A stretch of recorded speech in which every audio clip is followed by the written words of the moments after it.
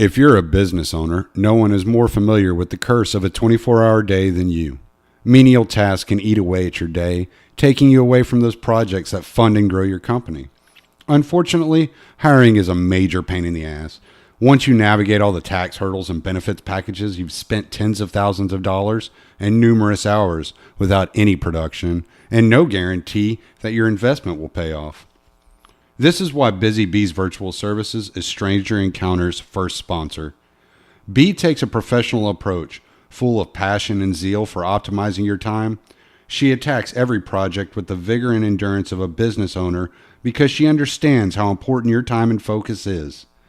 If you're constantly worried about emails, client relationships, and scheduling your next meeting at the expense of more profitable and meaningful tasks, Bee is ready to assist you in achieving maximum results. For a free consultation, call 337-287-8802 or click on the affiliate link on the front page of StrangerEncountersPodcast.com. Whether you're filling a full-time or part-time position, Bee offers affordable virtual services to minimize your risk and free up your day. Call 337-287-8802 or click on the affiliate link on the front page of StrangerEncountersPodcast.com.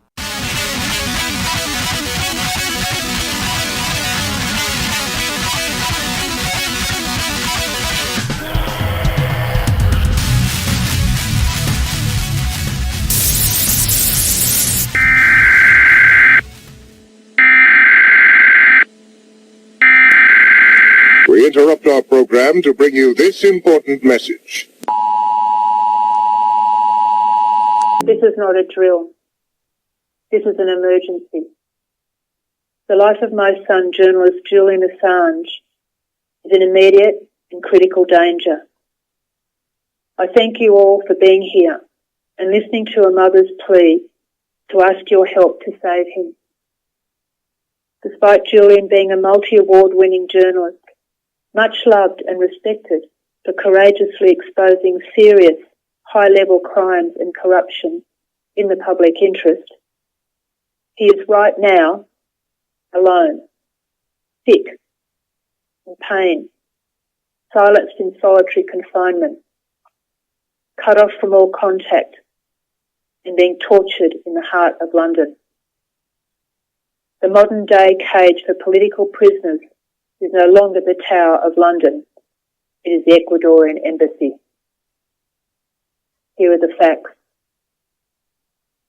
Julian has been detained nearly 8 years without charge. That's right, without charge. For the past 6 years, the UK government has refused his request for access to basic health needs, fresh air, exercise, sunshine for vitamin D, and access to proper medical and dental care. As a result, his health has seriously deteriorated, and his examining doctors warn these detention conditions are life-threatening. A slow and cruel assassination is taking place before our very eyes in the embassy in London. In 2016, after an in-depth investigation, the United Nations ruled that Julian's legal and human rights had been violated on multiple occasions, that he'd been illegally detained since 2010, and they ordered his immediate release, safe passage, and compensation. The UK government refused to abide by the UN decision. The US government has stated Julian's arrest as a priority. They want to get round the US journalist protections under their First Amendment by charging him with espionage. They will stop at nothing to do it. As a result of the US bearing down on Ecuador, his asylum is now under immediate threat. The US pressure on Ecuador's new president resulted in Julian being placed into strict and severe solitary confinement for the last 7 months, deprived of any contact with his family and friends. Only his lawyers could see him. 2 weeks ago, things became substantially worse. The former president of Ecuador, Rafael Correa, who rightfully gave Julian political asylum from US threats against his life and liberty, publicly warned that when US Vice President Mike Pence recently visited Ecuador, a deal was done to hand Julian over to the US. He stated that because of the political cost of expelling Julian from their embassy was too high, the plan was to break him down mentally. A new, impossible, inhumane set of rules and protocols was implemented at the embassy to torture him to such a point that he will break and be forced to leave. At the same time, a member of the Ecuadorian government repeatedly tries to cancel his Ecuadorian citizenship so he can be extradited directly to the US. While his lawyers challenge this latest violation of his human rights under the Ecuadorian constitution, their government lawyer has warned Julian that even his very testimony describing his suffering could be in breach of their new protocol and grounds for embassy expulsion. They have denied him visits from his lawyers for 4 days before the next hearing on Monday, jeopardising the preparation of his case and further increasing his isolation, anxiety and stress. They are setting my son up to give them an excuse to hand him over to the US, where he will face a show trial. Over the past 8 years, he has had no proper legal process. It has been unfair at every turn, with much perversion of justice. There is no reason to consider that this would change in the future. The US WikiLeaks grand jury producing the extradition warrant is held in secret, has 4 prosecutors but no defence and no judge. The UK-US extradition treaty allows for the UK to extradite Julian to the US without a prima facie case. Once in the US, the National Defence Authorisation Act allows for indefinite detention without trial. Julian could very well be held in Guantanamo Bay and tortured, sentenced to 45 years in a maximum security prison or face the death penalty. My son is in critical danger because of a brutal political persecution by the bullies in power whose crimes and corruption he has courageously exposed when he was editor-in-chief of WikiLeaks. The same corrupt entities who in government tut-tut about bullying, fake news and human rights. These same bullies are bullying my son to death. It would appear that courageous, truthful, multi-award-winning journalism is now life-threatening. The legal channels have been subverted and are therefore unlikely to save him. Because this is a transnational political persecution by a savage superpower in collusion with its allies, saving Julian will require the outrage of the people of the world. I'm asking you to make a noise, a big noise, and to keep making a noise until my son is freed. We need to make our protest against this brutality deafening. I call on all you journalists to stand up now, because he is your colleague and you are next. I call on all you politicians who say you entered Parliament to serve the people to stand up now. I call on all you activists who support human rights, refugees, the environment and are against war to stand up now, because WikiLeaks has served the causes that you fight for and Julian is now suffering for it alongside of you. I call on all citizens who value freedom, democracy and a fair legal process to put aside your political differences and unite and stand up now. Most of us don't have the courage of our whistleblowers or the journalists like Julian Assange who publish them so that we may be informed and warned about the abuses of power. But we can stand up en masse and protect them. Throughout history, when the abuses of power became too much for the people to bear, they united and stood up and stopped them. This is a moment when we must say no. This is enough. We, the people, will not stand by and watch this brave journalist die. I am here with Elizabeth Voss. Hey, Elizabeth. Hi, thanks for having me. I'm happy to be here. I am so happy you can make it on such short notice.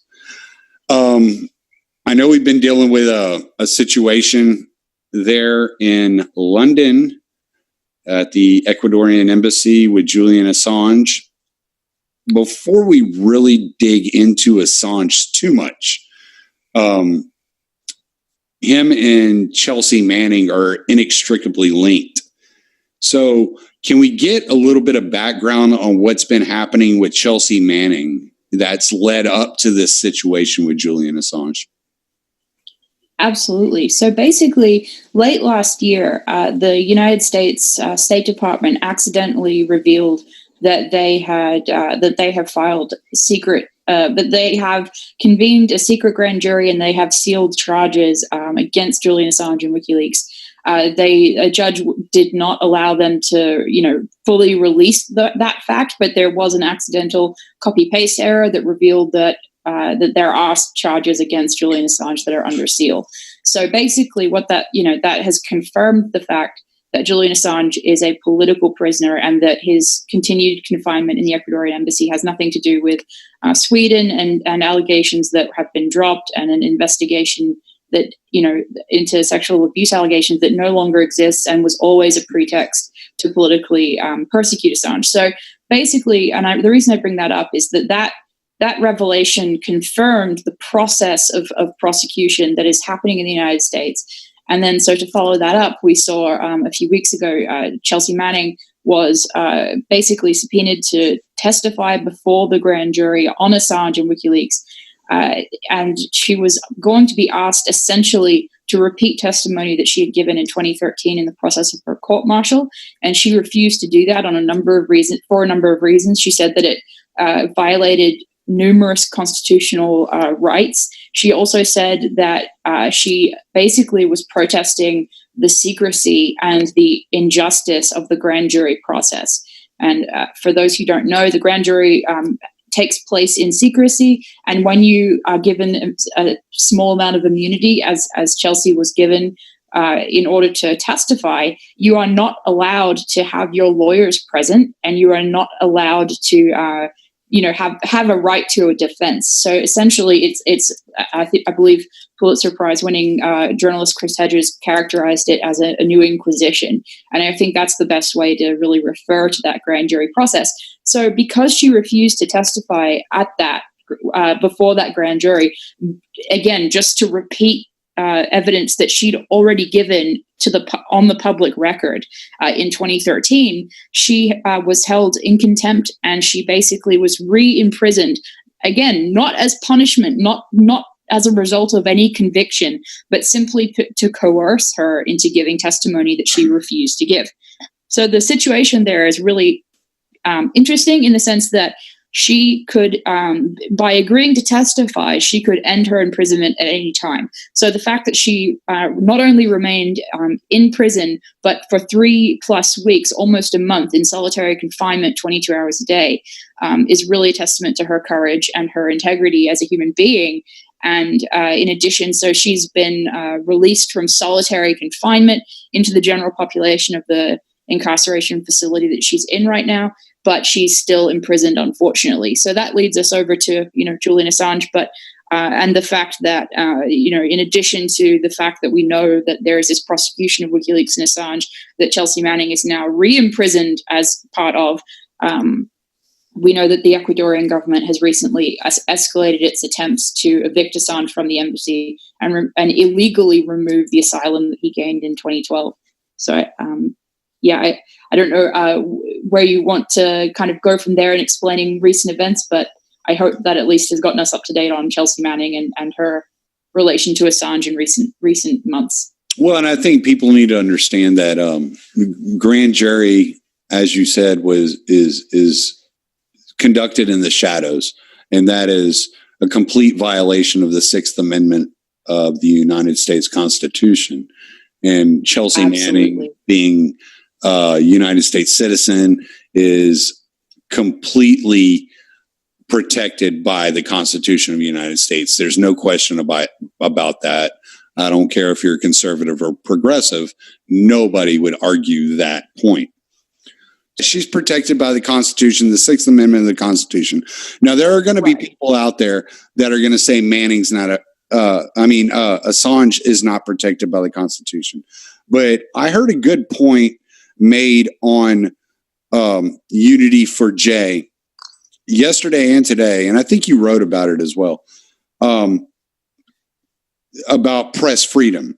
And if America extradites journalists of foreign governments operating in foreign lands under American law, then that opens up American journalists to being extradited under foreign laws. Can you expand on that a little bit? Absolutely. Yeah, no, it's a two-way street. I think that I believe a number of guests, and I think I've written about it as well, but I know that some guests have talked about the fact that, well, if America wants to basically prosecute journalists from other countries like Assange, and again, in case your readers don't know this, Assange not only is not a US citizen, not only has he never stepped foot into the United States before in his entire life, WikiLeaks has also never operated in the United States. It's operated in Europe and Iceland and a number of countries like that, but it's never, operated in the United States. So the idea that the US would prosecute journalists and a journalistic organization in that way, it opens up, I think, all journalists across the world to prosecution by the United States simply if the United States does not like what you're saying. And I think that also says that those journalists would likewise not have the protections of the Constitution that somebody like Chelsea Manning, at least nominally should have those protections. But I think, as you say, in the reverse of that, the two-way street of that is that not only would foreign journalists be, potentially prosecuted around the globe by the United States, we could have other countries, like whether it's France, Saudi Arabia, or any other country that decides that it wants to prosecute US journalists under their laws.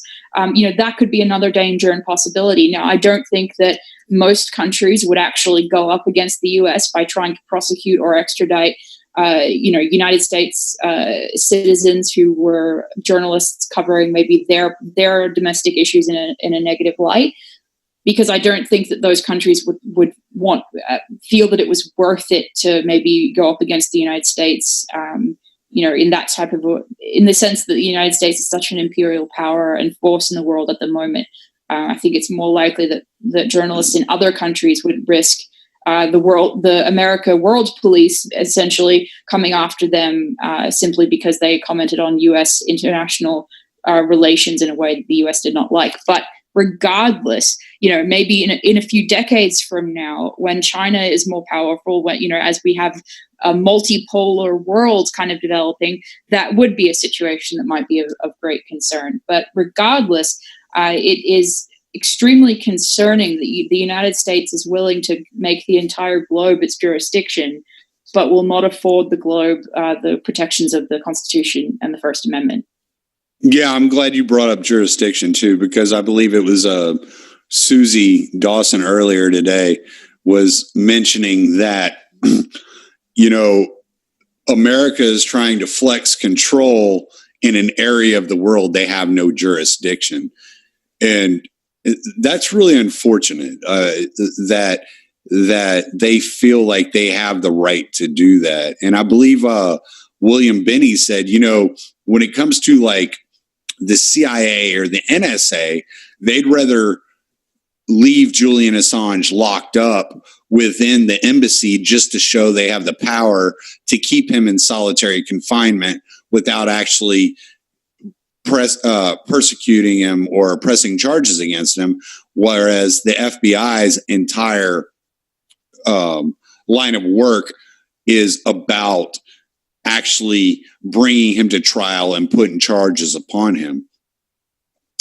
Right. And I think that is important to remember, that basically these agencies within the United States have different interests. And I believe that last night, John Kiriakou, who was a CIA whistleblower, also mentioned that every agency and basically every different interest and faction within the United States kind of giant infrastructure have their own sometimes conflicting interests. And so they have different goals with Assange, or they have different, priorities on what they want to see. Some factions may feel that Assange suffering in the embassy is the best case scenario. Others would feel that a prosecution and an extradition would be the best case scenario. So I think that kind of quote, sort of, I hate to use the word diversity, but the diversity in goals amongst those agencies and power interests is an important factor to just keep in mind. Right. Definitely when viewing the situation. Well, there's a compartmentalization in which these firms work and these organizations are working, and they're not necessarily communicating with each other. We've seen that in the past, and I'm sure it continues to this day. Now, when it comes to what they're going after Assange for, and why this has become such a hot spot, I was talking to Scott Horton the other night.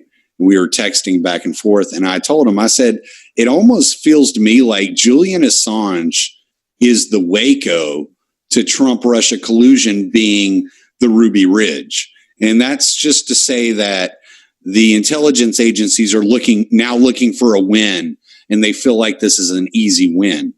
So they've put some pressure on Lenin Moreno.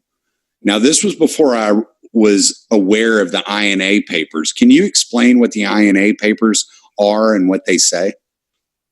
Sure. Yeah. No, basically, and it's definitely a complex issue, but essentially what we have is this scandal that's basically unfolded in Ecuador, which has really embarrassed the presidency of the current Ecuadorian president, Lenin Moreno. And essentially, this leak of a number of documents showing financial corruption by Lenin Moreno, members of Lenin Moreno's immediate family.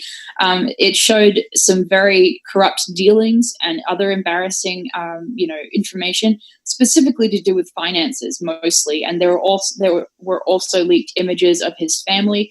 And so, although WikiLeaks had nothing to do with the publication or even like news coverage of that leak, the presidency essentially and spokespeople for Moreno's government have accused WikiLeaks of publishing the papers and of hacking Lenin Moreno and therefore producing those images of his family, and their time together. So it's fascinating to see them basically try to deflect a domestic scandal into an excuse to evict Assange or to withdraw, quote unquote, withdraw asylum, which is totally illegal, from Julian Assange. It's fascinating because although WikiLeaks is obviously a publication that has published many different leaks of documents of varying, different, diverse range of topics. Again, WikiLeaks had nothing to do with publishing the leaks in the INA papers. And the INA papers is the name of a Panamanian company that was basically sort of used as an alleged money laundering sort of front by Lenin Moreno's brother. So what but the leak itself was given to a parliamentarian within Ecuador, who then brought the leak forward and said that they had been given to him anonymously. And then at that point, local, domestic Ecuadorian press outlets reported on the scandal, et cetera, et cetera. At a certain point, the Ecuadorian authorities announced that they would be opening a preliminary investigation into the INA papers and the issues and topics that those papers revealed. And at that point, WikiLeaks tweeted about the scandal, not adding to or really even, not publishing any sort of news item, not even commenting on it, but just simply observing the fact that it was happening.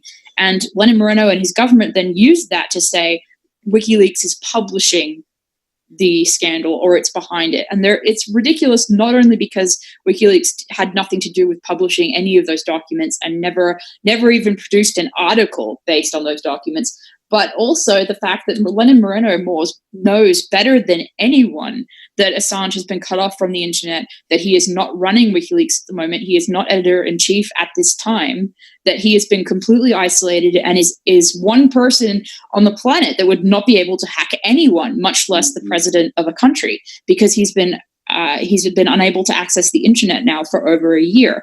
And as I said, Moreno knows that better than anyone because we don't know right now the exact conditions within the embassy, whereas Moreno has been the one that has been ordering the conditions to be as they are. So he knows the situation that Assange is in, and yet he still accuses Assange of hacking him and publishing these pictures of his family. So it's a very bizarre situation, but it's one that it seems as if the Moreno government has been so desperate to just deflect from the scandal that they have accused Assange, no matter how ridiculous those accusations are. And the reason for that desperation, in part, may be the fact that Lenin Moreno's government is looking at a 17% approval rating and falling. So it's really a dire situation for the Moreno government. And while that may sound good, initially to say, well, maybe Moreno will lose his position of power if he becomes more and more unpopular. The problem is that if Moreno is removed, or if he is kind of forced to resign from the presidency, he will likely be replaced by a figure who is further to the right and even more friendly to the United States than Lenin Moreno has already been.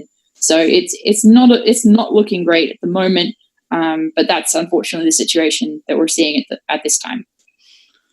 One of the things I'd heard about the INA papers, and you can correct me if this is completely inaccurate, is that they revealed that Lenin Moreno had actually been in talks with the United States government about wiping away his debt in exchange for Julian Assange. Do you know anything about that?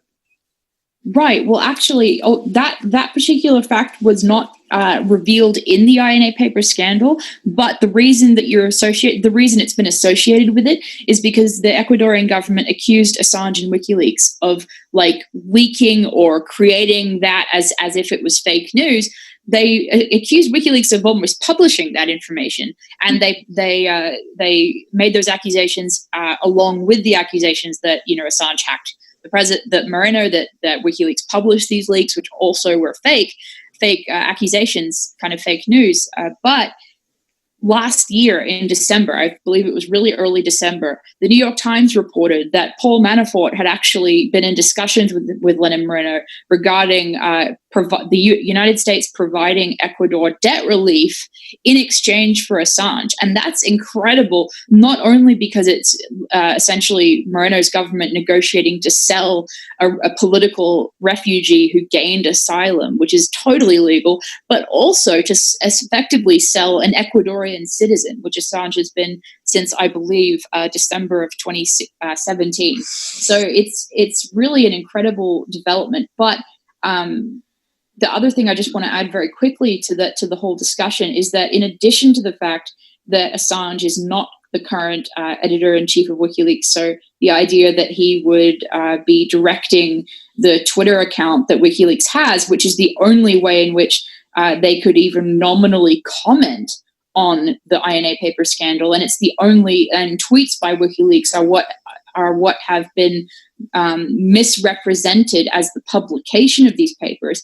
It's important to remember that the protocol, the kind of terms of Assange's continued asylum that have been imposed on him unilaterally by the Ecuadorian government that he never agreed to, that are completely illegal and have no basis or backing by any international law, that they have not been imposed on WikiLeaks as an organization. And so to look at their Twitter account and use a tweet by WikiLeaks as evidence of Assange, quote unquote, commenting on political affairs, and therefore, we should expel him from the embassy and withdraw asylum. It's absurd on multiple levels. So I just wanted to explain that in order to have people understand the many degrees of kind of falsehood that the Ecuadorian government has been putting out there. No, absolutely. And one of the things I think that people forget, and even listening to podcasts or reading news stories, is the human side of this story. And you brought this up a couple of times, and I think this is important to expand on. Julian Assange is a man. He has a son. He has a mother, he has siblings, and he's been locked up essentially in solitary confinement away from the world for 6.5 years. And last year, they took away his internet. So he has had no opportunity to participate in hacking, as if that's what WikiLeaks ever did, or editing and publishing on WikiLeaks. Right. Absolutely. No, it's absurd. And I'm glad that you brought up the fact that Assange, obviously has a family, that they have been deeply affected by this, because that's a largely forgotten aspect of this whole story, is the fact that not only has Assange been a political prisoner of, arbitrary confinement found by the United Nations Working Group on Arbitrary Detention, but also this has affected other human beings in his life other than just himself, that his family have been deeply affected, and that in addition to the political and the inability of Assange at the moment to function as a journalist, which is a huge impediment to free speech around the world, not just to Assange, but that he has literally given up all aspects of his life. We activists and independent journalists and journalists in the establishment press, we do our work, and then we have so many hours of work in the day, and for the rest of those 24 hours, we have our own life, whether we're supportive of Assange or not. But Assange doesn't have that time. He is punished for his work as a journalist 24/7, has lost his years of time with his family, has endured huge medical consequences for this.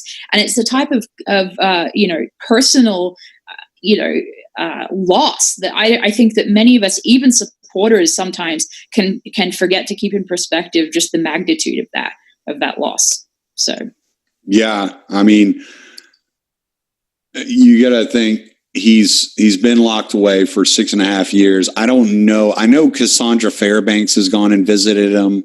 I'm not sure if you've gone and visited him, but I don't know if he's gotten to see his son in that 6.5 years.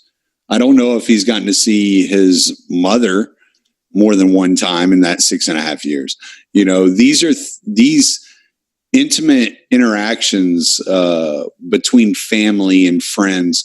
These are part of what make up a person. Some of what he's been going through, even as a quote unquote free man, even though he's not been free, but even as considered a free man, he's been undergoing a lot of torture psychologically because of the circumstances in which he has to live.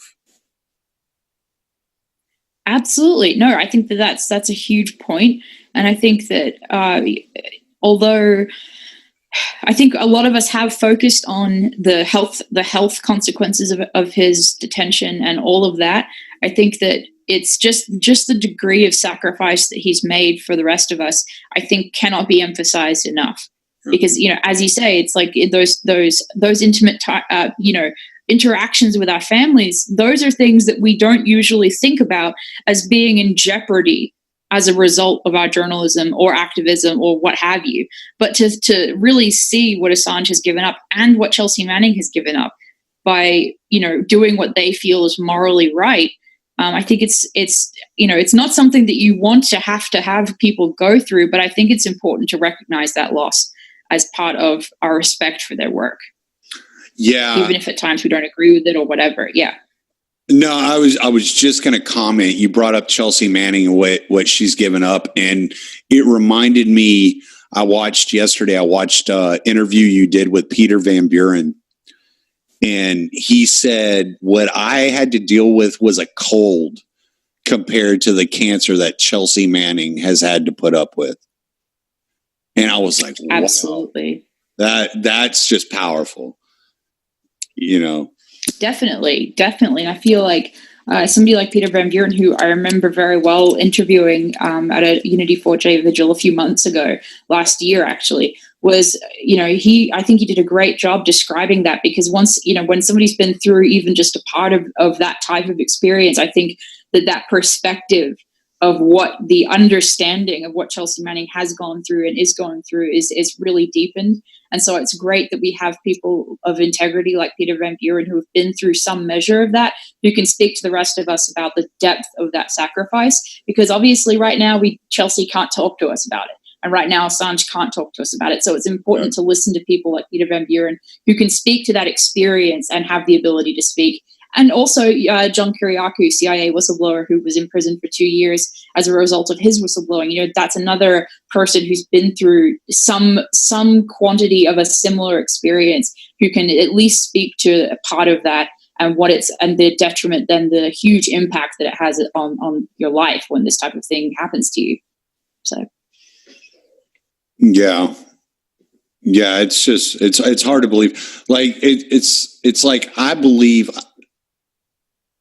I've given up just about every part of my former self and ideology for the search of truth, but I don't know if I could actually go through with giving up my life. And these guys have given up their lives, and every semblance of what we know as the organization of our life and our relationships. And I mean, you brought up John Kiriakou, and I mean, we were talking about Peter Van Buren. I think of Thomas Drake. Absolutely. William Binney. I mean, these guys just are remarkable heroes. Ed Snowden. I mean, that has to be one of the most incredibly difficult situations to have ever adapted to, being stuck in Russia in that way, and the way that people demonize these whistleblowers. And that brings me kind of to where I want to go with my next point is Caitlin Johnstone had a really good article she had written about it's irrelevant how you feel about Julian Assange, where she's talking about what he actually did versus what the state's telling you. And you don't have to like him as a person, but you got to at least give him some respect for stepping outside the bounds. Can you expand on that? Because I don't think people understand the idea that you don't have to like these people's politics. It's not the politics that matter. They're not like, when you look at Ed Snowden, this is not based upon some Democrat Republican binary that is arbitrarily drawn by the political system in Washington. This is liberty versus enslavement. Absolutely. No, and I think that the personal politics or the personality of these individuals has been used and distorted by propaganda wars that have attempted to vilify Assange and to an extent Chelsea Manning. And one of the reasons that I bring that up is that, you know, it's really sad to me when I see people for example, on social media who will come to me and say, oh, how dare you ask me to support Chelsea Manning? I support WikiLeaks and Assange, but I don't support Chelsea Manning. They're a horrible traitor. Or on the other side, you know, oh, I support Chelsea Manning. She's wonderful, but I don't support Julian Assange. He's a Putin puppet. It's really horrendous to see how well the propaganda has really affected people's views of these really brave individuals based on really just insignificant and false smears against their character. And as you say, the politics, the fact that, you know, you don't like somebody's politics, I think that goes back to the point we were just discussing about the magnitude of the sacrifice these individuals have made. To nitpick over a political difference or disliking something that somebody said on Twitter. I remember when Julian Assange did have access to the internet and he was actively using Twitter, you know, people would use his Twitter feed to you know, basically justify hatred for him. And I think that, you know, in that sense, Caitlin's completely correct in saying that no matter what you think of Assange's personality, his politics, or anything that he said on social media, you know, to trivialize his sacrifice, and the same for Chelsea Manning, to trivialize her sacrifice based on something like somebody's tweets or their politics is really to ignore the real cost of their decisions to come forward with the truth. And I think it really does go back to whether you value truth or whether you value ideology. If you're somebody that values political ideology, then you're not going to really see the sacrifice that somebody like Assange has made unless that it aligns with your ideology. You're going to kind of dismiss that and say, well, it disagrees with what I think is the ideal political stance, and therefore it does not matter. So when it's really, the population has to wake up to the fact that truth is the primary, barometer of whether somebody is coming from a place of integrity, not their political opinion, not one odd tweet that maybe wasn't the best or that you disagree with personally. And I think that part of changing opinions on that has to come back to the point we were making about the degree of sacrifice these people have made, because I think that does, for most people that are not part of the propaganda spewing, media class, most common sense people will understand that the degree of sacrifice these individuals have made doesn't come from a place of dishonesty, and it doesn't come from a place of selfishness, because if it did, they would not have been willing to make that level of a sacrifice. In some ways, I think people are so addicted to the corporate media, CNN, MSNBC, Fox, for their information, that they can't make an honest assessment outside of what they hear from these people. And this is going to bring us to our next two subjects. And the first thing I want to bring up, because this is something the corporate media is going to feed you. You're going to hear this from the New York Times, the Washington Post, the Wall Street Journal. They're all going to tell you the same thing. Julian Assange was reckless whenever he was publishing information. He refused to redact names. He refused to redact locations. He refused to redact anything. And people have died.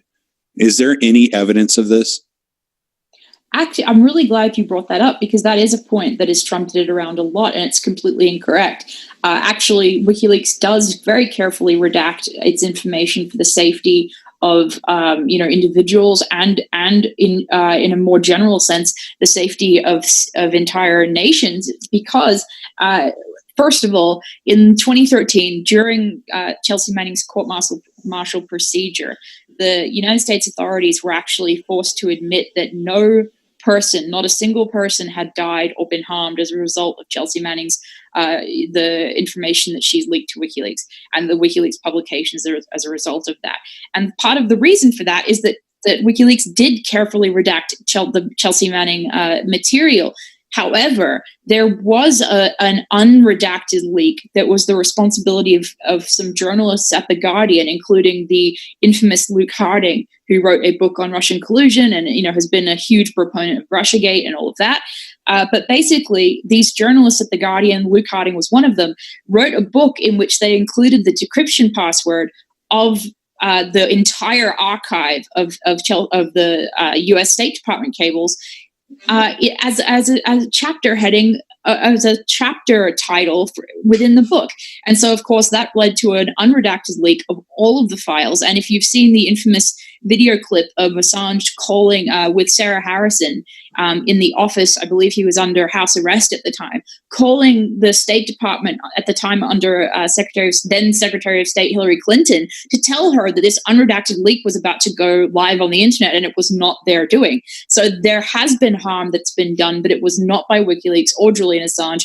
And Assange and WikiLeaks did everything in their power to stop that from happening. Now, the other point is that to illustrate the way in which WikiLeaks does redact for safety reasons, when they released Vault 7 in March 2017, which was a huge, amount of information on CIA malware and CIA capabilities, like in sort of like cyber warfare information. WikiLeaks did not publish the actual fully operational malware information. They redacted it so that people could see what it was, but not so that they could use it, because they did not want to just give these basically cyber weapons to any 14-year-old that has an internet connection. So in that sense, and I think it's really important to say here that in that sense, WikiLeaks was doing a better job safeguarding those tools than the CIA was, because the CIA was not secure enough to keep that information under lock and key. They lost control of those tools, and that's how it got to WikiLeaks, through a leaker or whistleblower or what have you. So, the fact that that was insecure enough that it got to WikiLeaks is a huge indictment of the CIA, and that's one of the, the fact that they humiliated them in that sense is one of the reasons I think the CIA has ever since been even more, chomping at the bit to see Assange prosecuted. Well, you brought up Vault 7, so I gotta kind of go down that rabbit hole for a second. There were rumors, and I don't know how true they are because I wasn't there in London and I never talked to any of the people involved. That Assange had the reason that he had a countdown on Twitter for Vault 7 was because he was actually in talks with the CIA about not publishing the information in exchange for his freedom. Is that at all accurate? But yeah, no, I think that I think that's possible. I haven't heard of that specifically. I have not seen any evidence published that would indicate that Assange was in talks with the CIA. I think that it would be very unlikely that they would be willing to just, cancel the publication of something as significant as Vault 7. But I think basically the ultimate point that I think that we should take away from the publication of Vault 7 and the way in which it was published is the fact that WikiLeaks did not just release cyber warfare tools into the open sort of marketplace. And that really, just that fact completely debunks the line that says WikiLeaks just irresponsibly publishes these documents without any care or concern about what the impact will be on the public. No, you're right. I didn't read every release that came out in Vault 7, but what I did read were probably the first 10 or so that were released. And they were pretty much, from my memory, I could be wrong, but for the most part, it was more of a description of what the CIA and the NSA were doing than it was how or why or when they were doing it. Absolutely. No, Vault 7 was more about publishing and showing the fact that the CIA had actually lost control of its own cyber weapons. And it was about describing those weapons and publishing evidence, obviously, that they existed. But it was not about, let's say, showing how exactly those different weapons had been used. For example, like against who they'd been deployed or in what exact scenario, what exact time they had been used. We do know that when it comes to things like Marble Framework, which was the capability of my pronunciation, basically of blaming other countries and other nationalities for malware that the CIA had used and deployed or created and used on people, that they could actually make it look as if different countries had created and deployed that same malware by using different languages, whether it was Chinese, I believe Farsi, Russian, a number of different languages. Now, and that's important to know that those different those languages were used, because that gives a sense of the different languages that the CIA may try to or the different nations that the CIA would try to falsely implicate in malware that the CIA had used. But again, as you say, we don't know exactly, like the contents of Vault 7 do not tell us, when, where, how, or against who those weapons had actually been used in the past.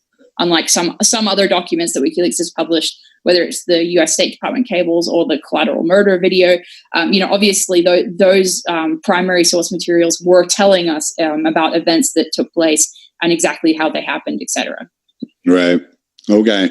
We're getting down to the end here. I want to one of the other things that opponents of Julian Assange say, and I think we've talked about it a little bit, but I would really like to get your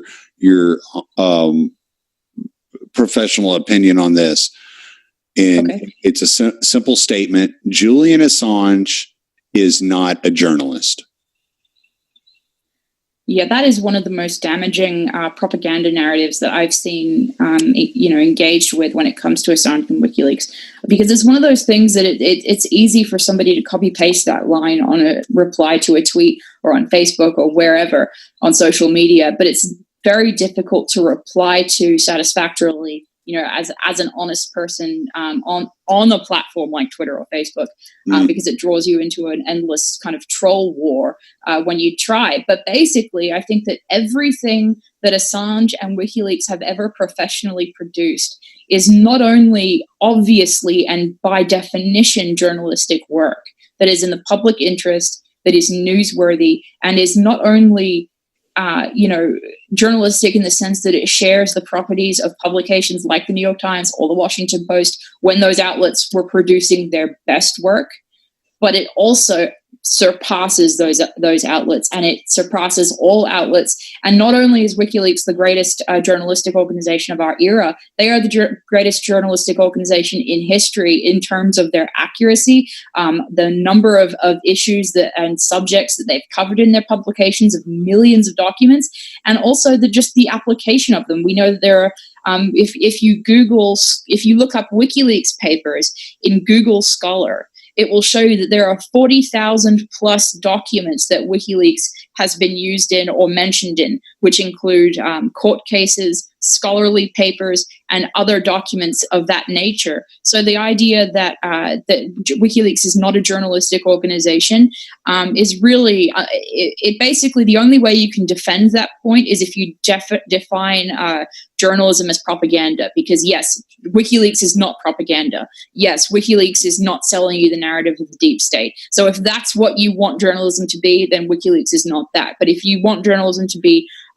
purely honest, to have integrity, and to be the publication of genuine first primary source material, then WikiLeaks is the greatest journalistic organization that has ever existed. So. And why if WikiLeaks, okay, Julian Assange has been nominated for a Pulitzer every year for the last 9 years. So if what WikiLeaks is doing, if Julian Assange is actually a journalist, why aren't the corporate media talking about this? Why did I text my mom today and ask her, do you know what's happening at the Ecuadorian Embassy in London? And she said, I have no idea. And I was like, that's not on you. So why is it like that? That's actually something that I've discussed with some of our panelists over the last day or so at the vigil, and that is that this situation has not been broadcast almost at all by establishment press, except very briefly when huge events happen, like WikiLeaks publishing tweets that stated that they had information that Lenin Moreno, the president of Ecuador, was set to expel Assange from the embassy within hours or days. Now, because of that, we see some press at the Ecuadorian embassy. But other than that, it's basically been blanket censorship of everything coming from WikiLeaks and happening to Julian Assange. And I think that's one of the ways in which the establishment press is acting on behalf of the state and the powerful interests that essentially run the state, in the sense that the outlets that many people like your mother or many people that don't particularly watch the news a lot, that those people rely on things like CNN, Fox News, MSNBC, maybe some printed press that is either local or national, like the New York Times, the Washington Post, etc. Basically, those outlets don't talk about this in order to prevent people who would otherwise just be interested in the general news of the day from seeing what Assange is doing, from seeing what is happening to him and happening to Chelsea Manning, from seeing the work that WikiLeaks is doing and understanding the value of it, the significance of it, and the strident efforts to suppress that work and the value of it. Because I think that even the type of propaganda war that has been waged as far as trying to demonize Assange and vilify his personality, I think that even that has been less damaging than the censorship that you're describing, where people don't even know what's going on at all. I think that has been the more insidious variety of censorship that WikiLeaks has faced that we don't talk about enough. So I'm glad that you brought that up. All right.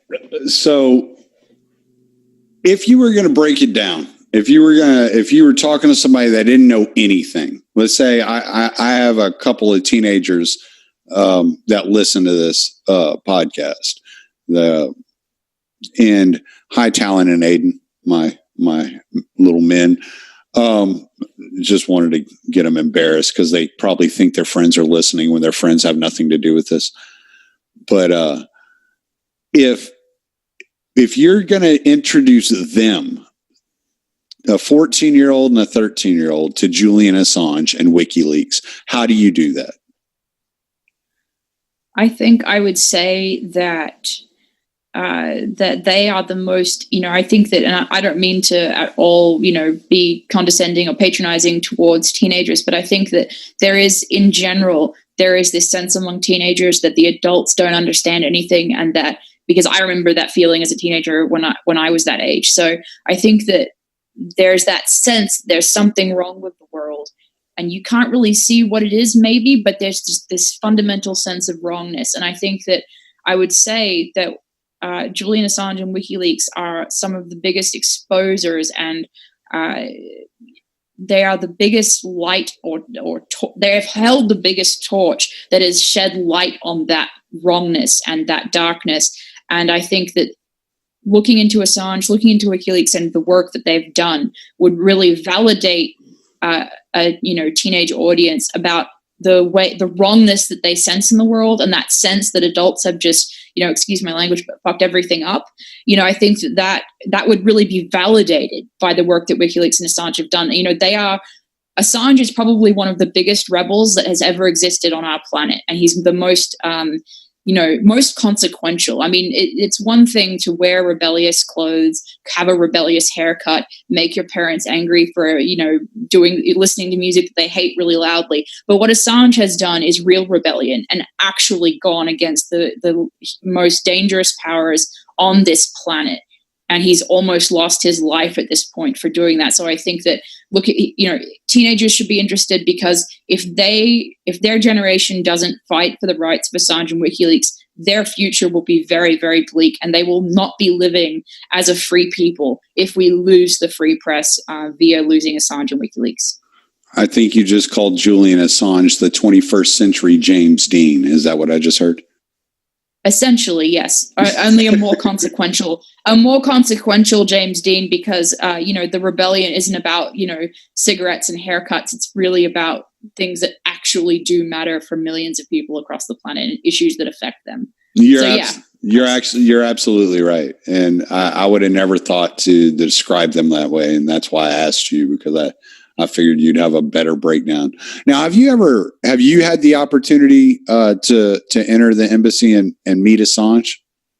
No, I haven't. I am simply an independent journalist who I advocate, and I am an activist for that cause to support WikiLeaks and Assange in their work, because I value the free press, I value integrity in journalism, and I value the truth. And to see all of those things under threat when Assange and WikiLeaks are threatened is something that any journalist with integrity should stand up against, no matter what, any sort of personal interaction with Assange or not does not matter. Everyone should be standing up for the rights of Assange and WikiLeaks. Right. No, I was curious as if you understood, number one, what exactly was going on last week when Assange was being full body searched there in the embassy before he could meet with Cassandra. And number two, if everybody's take of who he is personally, his personality, is accurate. But yeah, no, I've never met Assange myself, so I can't speak to that type of aspect of his personality. But I can say that I talked to Cassandra very shortly after that happened to her. I mean, before anything was sort of published at that point. And I know that the tone of her response to that was that it was really something that was shocking, even knowing that the kind of restrictions that he's been living with for the last 6.5 years in the embassy. I think she was deeply shocked and appalled by the conditions that he was in just a week ago. And I think it's really groundbreaking that she was willing to and had the presence of mind to take notes while this argument was happening, while she was, just after she was locked up for over an hour. I don't know, even as a journalist, I don't know if I'd been in her place, if I would have had the presence of mind to write down what I was hearing. So it's fantastic that she did that, and I'm glad. And I think, unfortunately, that shows us that things are getting a lot worse, and it should be more motivation to try and raise our voices louder on this issue, to make sure that people like your family members and others who don't know about this, but who are well-intentioned and who would be open-minded about that level of not only sacrifice, but also just the kind of propaganda war that has been waged on him, or the value of WikiLeaks' work. Those are the people that we all need to be talking to earnestly about this subject, so that ignorance is not the most insidious weapon used against WikiLeaks by the establishment. The last thing I want to get to here, because we're running up on an hour, and I wanted to allow you to make sure you fill in any gaps, say anything that you wanted to say that you haven't gotten to say, anything that you think is pertinent. Maybe I forgot to ask a question that maybe I should have asked, and discuss what we were discussing prior to, if you'd like to, about the press. Anything that you feel like is important. Absolutely. Just go ahead and fill in all the gaps for us. Sure. Yeah, no, I and actually, and I thank you for saying that. It's something that I also ask the guests on the vigil, because I always am aware, and as you are, that sometimes we ask questions and sometimes we maybe miss a subject that we don't even know about, that the person participating might have some insight on. The only thing that I would add, I think, you've asked really great questions that I haven't been asked in many podcasts and interviews that I've done. So I appreciate the questions that you've asked.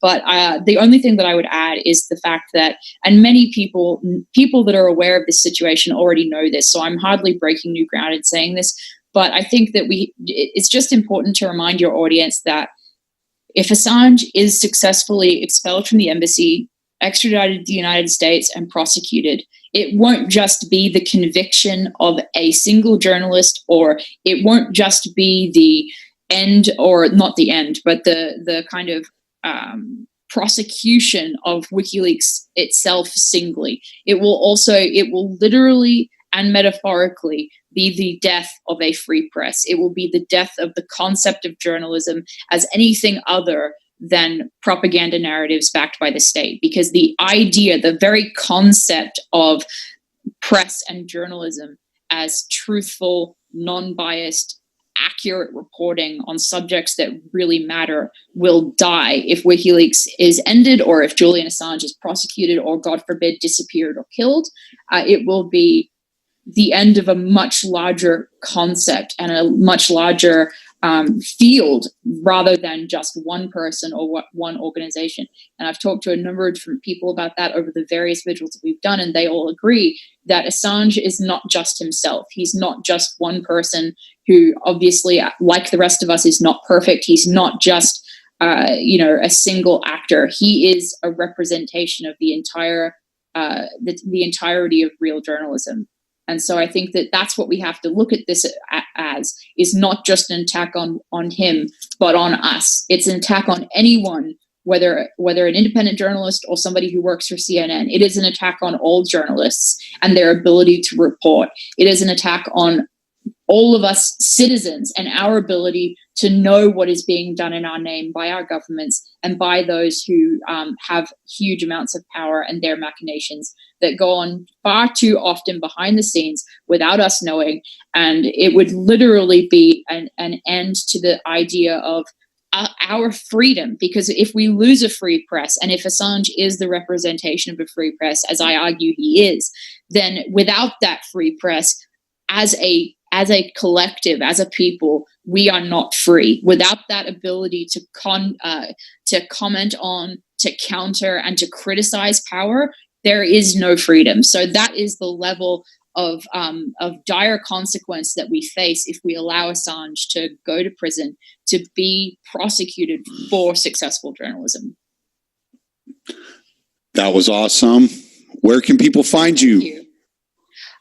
Yeah, absolutely. At the moment, as I said, I'm an independent journalist. I am a co-host of and a co-founder of Unity 4J. And if your audience is interested in the vigils that we do every week now, they start on Fridays at 4 p.m. Eastern Standard Time. They last usually, except for this weekend, which has been an emergency live stream, which is still ongoing at this moment. But usually they go from 4 p.m. Eastern till 7 p.m. Eastern. And you can also find my writing on Consortium News, where I'm a contributor, and other outlets where I've contributed. I also write my own articles that I post on Steemit at Elizabeth Lee Voss on Steemit, and you can find me on social media on Twitter and on Facebook. I'm just at Elizabeth Leavos on Twitter and on Facebook. So thank you. I appreciate you having me on and asking these great questions. All right, give me 1 second. Let me shut this down. Okay. I thank everybody for listening. That was Stranger Encounters with Elizabeth Lee Voss. I'm Tommy Salmons. Late.